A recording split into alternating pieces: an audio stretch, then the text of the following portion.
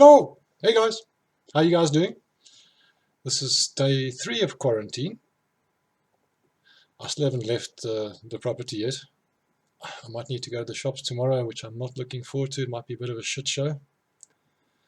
I did. I ran around the house. I've got a reasonably big property. I did 3Ks. I lost count of how many times I ran around the house yesterday and today. So it's possible. It's it's not ideal, but yeah, I got some exercise in. Yeah, let's hope this doesn't fucking drive us crazy, eh? So, sorry about not putting out a video yesterday. It was a bit of a crappy day. I wasn't really feeling up to it, and I had some technical issues with my camera. But yeah, let's move on. So onto the matters drumming again. And today I'm going to talk about rhythmic templates. We're going to talk a little bit more about metronomes again. I was going to make a whole talk about when you should and when you shouldn't use a metronome. There's some debate in the community about that. I've always felt that it helps me to diagnose where I need to focus my effort on my playing. If I feel that I'm deviating from the metronome in my practice, I can zone in on something. It can be useful for establishing trends. If you, let's say the band is playing together and you just have a run through with the metronome, because you may feel one or the other cause is racing ahead or falling behind somewhere, and the metronome can be a diagnostic tool there, and just point you to where the problem is. Is it the pipers, is it the drummers, is it both? Which part of the music is it happening in? What is the general trend? Are we tending to race through the music? Are we tending to get slower and slower? So the metronome can be a great diagnostic tool there for your personal playing, in your personal practice, perhaps in the core as well. But as soon as you've established a basic control of the new material, that's when it's time to put the metronome away, because now you need to start making music. And no music should be exactly quantized to a grid, as a lot of like modern computer music is. We play a traditional we play traditional instruments in a traditional band, and we're not a computer program, so we want to make sure that we're still creating music, right? So I'm going to give you guys a few examples. We're going to set up the metronome in a few different ways, and I'll talk you through the basic types of tunes that you'll encounter, and how you can use this metronome as that diagnostic tool. Whether it's the nitty-gritty of how you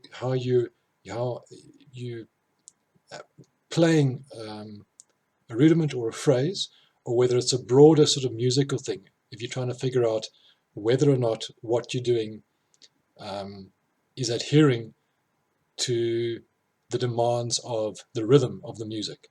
So we'll get into that now. Okay, let's get going with some examples. We'll go through the metronome setup for a 2/4. We're just going to do 2-bar phrases.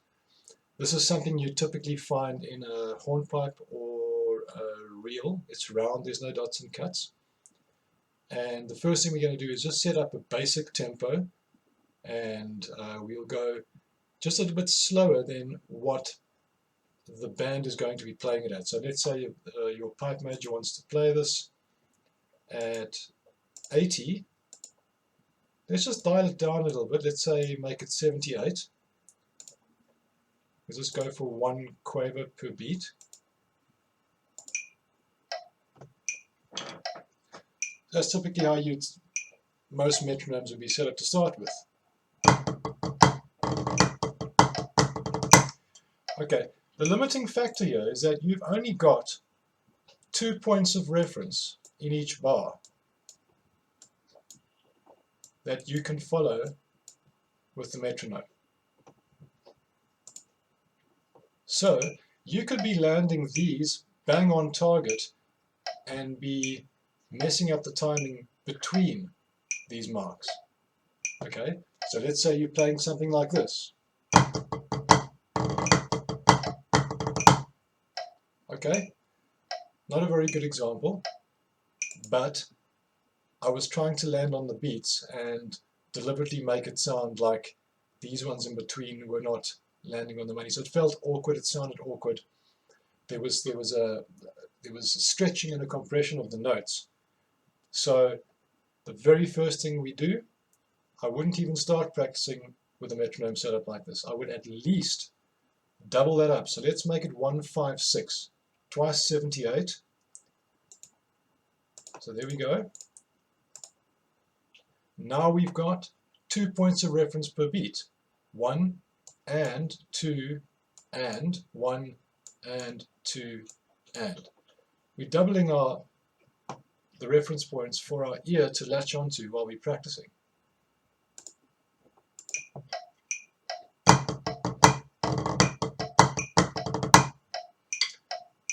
Okay, and then for the purposes of this tutorial we're going to go one step further and now turn those crotchets into quavers, effectively doubling up the number of reference points once again. Now we're going to have 4 per beat. We're going to have 1 E and a 2 and 1 E and a 2 E and a. The only points you're not going to get reference for now are these little left hand 30-second notes in the single strokes. Now we can make a lot more things line up with what we're hearing. Okay?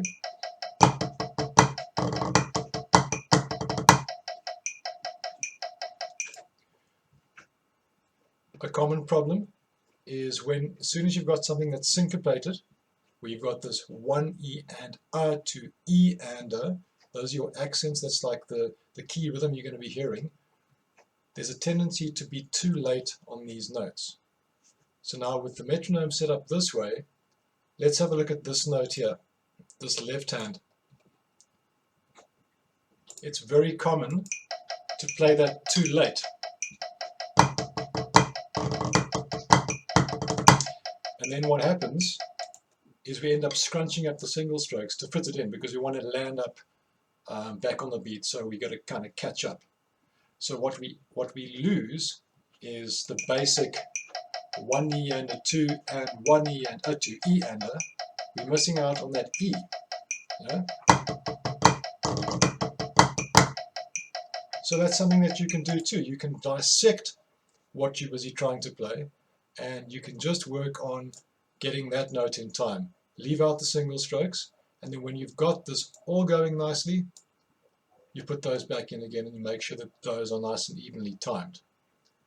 Right, let's move on to another example. Okay, in our next one, we have another phrase also that would typically be used in a march, hornpipe, or reel. Also no dots and cats. And now we've got a lot more notes going on here.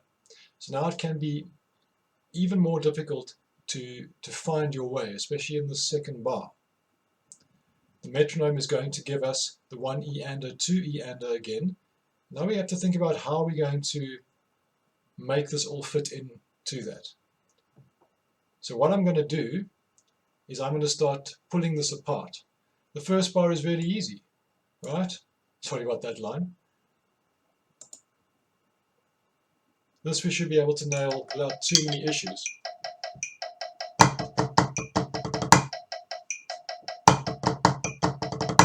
What I'm going to worry about there is, am I creating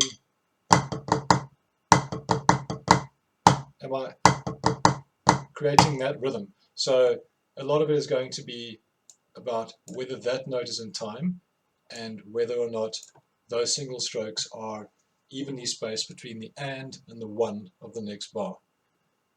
Okay. Then let's have a look at the second bar. What are we going to do here? Let's look at the key features of the rhythm, and let's make sure we get that, that, that, and that bang on the clicks of the metronome.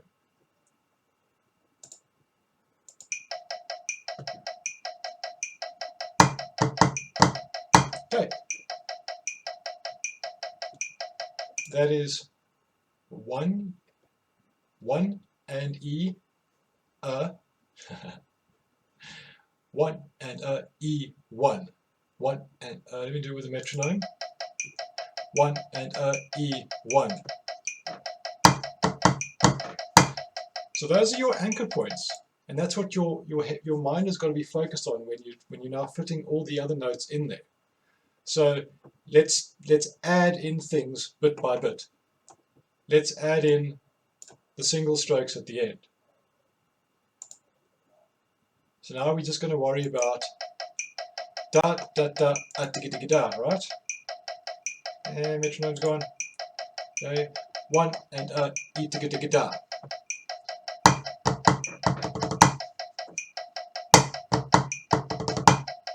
I'm just making sure those land in place, and then putting that on the end. Okay, let's add something else now. Let's put in these single strokes to get between that accent and those two rhythmic features over there.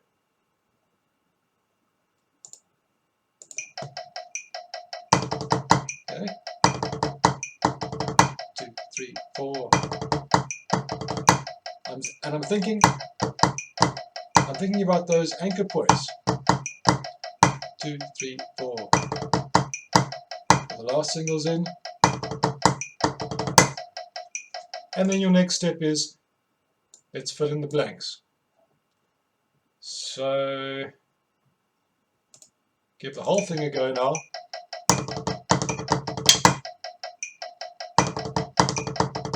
So it's very common to be late on this note. There's where things go wrong. That's your critical note that you've got to make sure is in time. As soon as you play that late, everything after that ends up getting compressed because you're now chasing after the beat. Okay, and let's say, for example, we wanted to play this thing, but we wanted to play it in a dot and cut form. So you know how it goes. You've got dots and cuts. You know, I'm not going to draw that in. You just have to basically lay over the dot and cut rhythm over your basic rudiments as they are written out here. So let's change that now. Let's take the tempo down slightly.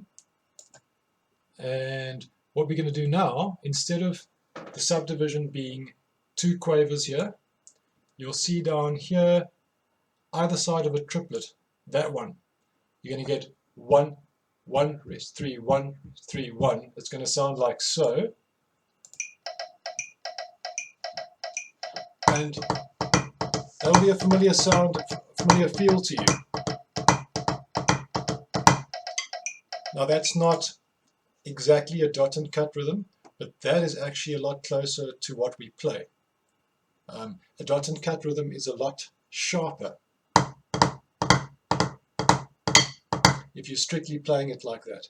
So we tend to play in a more of a jazzy swing, 1 3 1 3 1 3 1. And now each of these notes falls on one of those clicks again. Okay?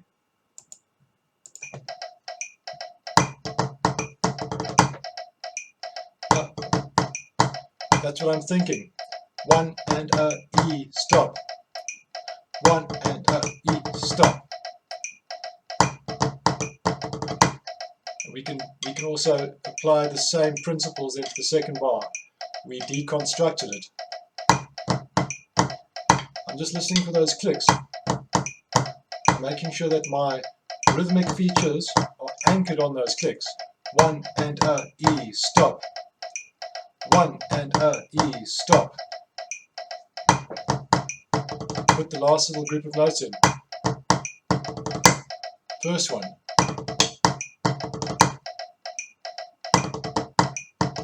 Fill in the bit in the middle.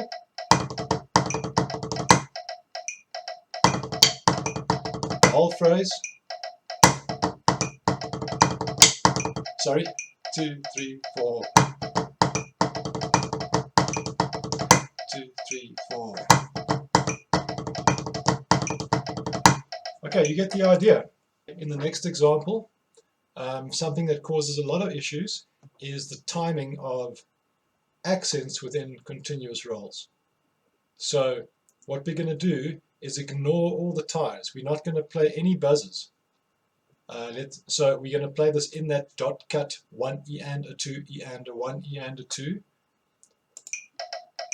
And we're going to make these notes fit into that template.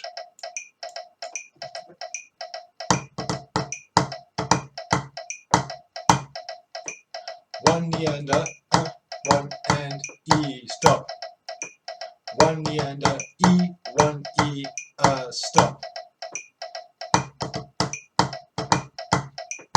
Okay, there was one extra note there. That's that left hand.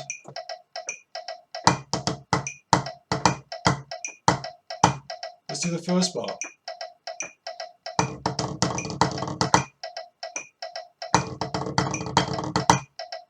Second bar, 1 E with the buzzers.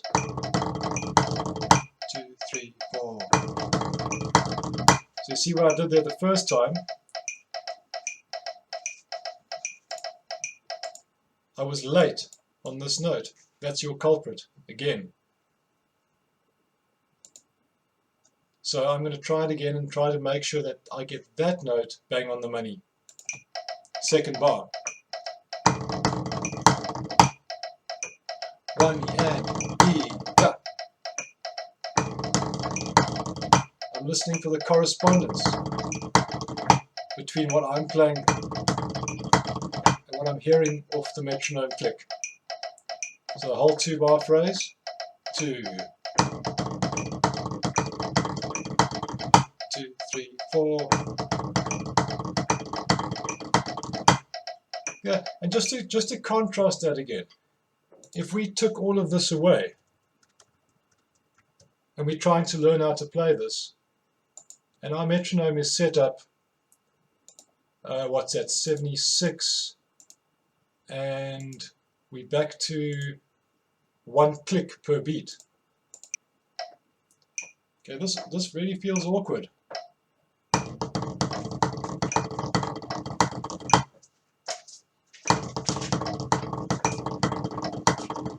Right, you need those bits of information between the main beats to help keep you in time.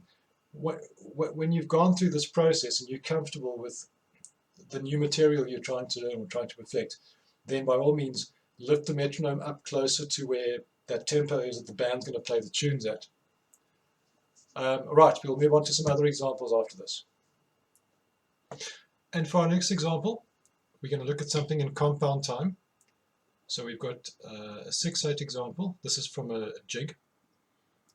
And again, we're going to start the setup as we would typically. So we want to play the jig at 120, so that's where the band wants to play it.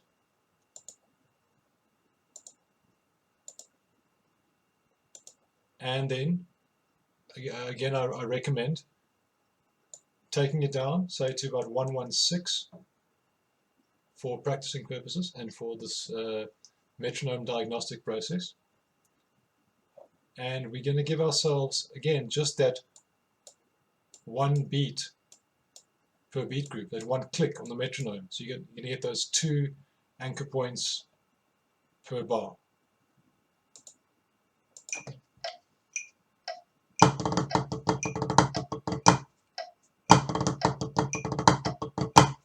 Okay, that's fine, but let's say we want to delve in a bit deeper.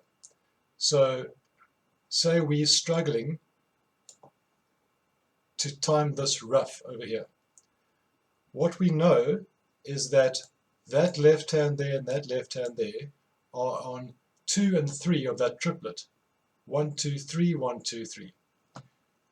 1, 2, 3, and then the rough, the double on the right fits between 1, 2, 3, 1, 2, 3. So, as we did with the previous example, we're going to change our subdivision on the metronome to triplets. There we go.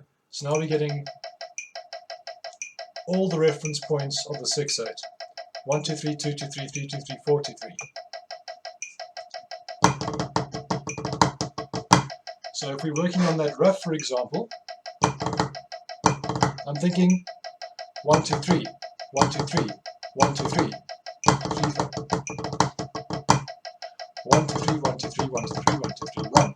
Okay, you get the idea? We can do the same if we're struggling with the single strokes. Now we've got those 3 right hands as reference points given to us by the click. So if you just look at the second bar and we only played the notes that are being given to us by the metronome, 1, 2, 3, 1, 2, 3, 1. So now my right hand is guiding me through the singles. 2, 3, 4, so I got to make sure when I put the in-between notes in, I'm still describing 1, 2, 3, 1, 2, 3, 1 with my right hand. 2, 3, 4. Only the right hand. Singles. The whole thing again. 2, 3, 4. Okay, easy one there. And again, I highly recommend that you do that subdivision, the triplet subdivision on the metronome if you're practicing a jig. In the next example, 6/8 again, another jig phrase, 2 bars of jig, and we've got all these taps popping out of this buzz roll over 2 bars. And we can easily fit that in to our metronome as we had it set up in the previous example. So we can quickly identify where the themes are that we have to replicate in order to stay within the metric, stay within the template of the tune. So the first one is 1, 2, 3, 1, from the first beat group to the second. So let's make sure we're listening out for that. 1, 2, 3, 1.